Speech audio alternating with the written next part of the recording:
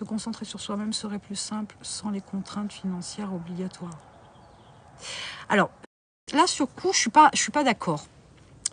Je vais argumenter mon point de vue. C'est les contraintes financières obligatoires. Aujourd'hui, on appelle ça argent. Avant, on a eu appelé ça or. Et puis encore avant, c'était peau de bête, territoire. Voilà.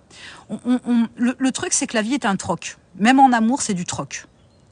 Donc, on est sur un truc d'échange. Donc forcément, si vous voulez avoir quelque chose, il faut avoir quelque chose à donner en contrepartie pour l'avoir. Donc peu importe comment vous appelez ça, mais de toute façon, ça a toujours été, ce sera toujours. Donc il faut faire avec, ça c'est une évidence. Et après, le se centrer sur soi a quelque chose de propre à chacun.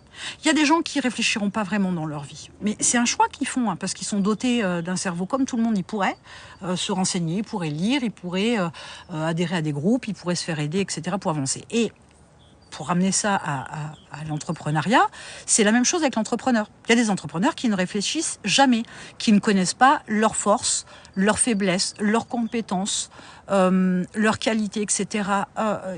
Le bon comme le mauvais, pour englober tout ça. Ils avancent en pensant, c'est ce que je disais en début de live, ils avancent en pensant que la réussite dans l'entrepreneuriat, c'est appliquer une formule mathématique. Ça marche ? Ça passe ou ça casse.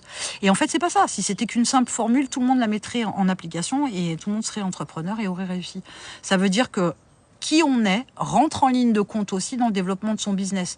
Et il y a des entrepreneurs qui se poseront jamais la question. Quand j'ai eu ce client-là qui a 15 ans qui a une boîte depuis 15 ans, pas de gestion du temps, pas de mauvaise organisation, problème de délégation, il a 25 salariés, quoi. Allô ?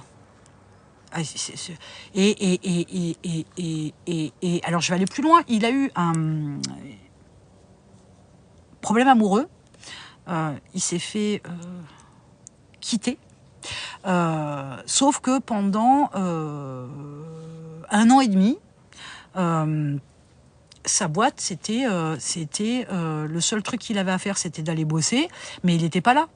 Donc ça prouve bien à un moment donné que l'entrepreneur, dans sa personnalité d'être humain, impacte dans l'entreprise, et son entreprise, il a failli la fermer parce qu'il l'a laissé aller. Même s'il allait bosser, il n'était plus là. Donc c'est important, hein, de se recentrer sur soi, d'enlever toute la futilité, de travailler ses croyances, travailler ses peurs, se trouver soi-même, parce que j'aime pas le retrouver soi-même, c'est comme le développement personnel, j'aime pas le développement, il faut d'abord se trouver avant de développer. C'est un vrai parcours, ça peut durer, enfin pour certains ça dure une vie, hein. Bon, il y en a qui ne l'entament pas, mais c'est une autre histoire. Impossible, rentier, c'est des héritages et du piston et des relations. Bravo, là vous faites un trio, alors héritage, piston et relations, 3 croyances limitantes, pardon. Là vous touchez le jackpot, bien ouais,